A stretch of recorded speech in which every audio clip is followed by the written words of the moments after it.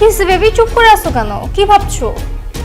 মায়ের কথা ভাবতেছি, মায়ের কথা খুব মনে পড়তেছে। মায়ের কথা ভাবার কি আছে? তুমি কি বাচ্চা ছেলে? হ্যাঁ, ফিডার খাও? বড় হয়েছে, বড়দের মতো কথাবার্তা বলবে। এই সমস্ত বাবা মা ভাই বোন শিকড় বাকড় ধরে রাখলে না, জীবনে কখনো সফলতা আসবে না। জীবনে বড় হতে হলে মায়া ত্যাগ করতে হবে। আর মায়া এমন একটা খারাপ জিনিস, সবাইকে আঁকড়ে ধরে রাখে, কখনো মানুষকে বড় হতে দেয় না। তোমাকে আমি লাস্ট ওয়ার্নিং দিচ্ছি, জীবনে বড় হতে হলে এই সমস্ত ইমোশনাল কথাবার্তা বাদ দিতে হবে, বুঝতে পেরেছো? জি আচ্ছা। টেলিফোনে আমি তোমাকে যে শর্ত দিয়েছিলাম, সেই শর্তের কথা সবসময় মনে রাখবে। ওয়াদা বরখেলাপ করার লোক আমি একদম পছন্দ করি না। আমার মেয়ে যখন যা কিছু করতে চাইবে, কোনো কিছুতে তুমি তাকে বাধা দিতে পারবে না।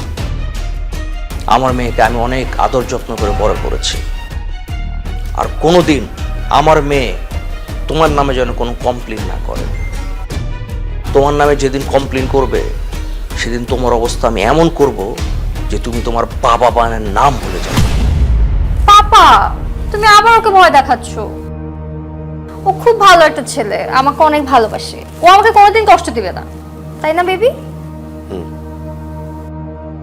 আচ্ছা চলো এখন বেডরুমে যাই, অনেক দূর থেকে আসছো না, গোসল গা ধুয়ে ফ্রেশ হয়ে নিবা। চলো।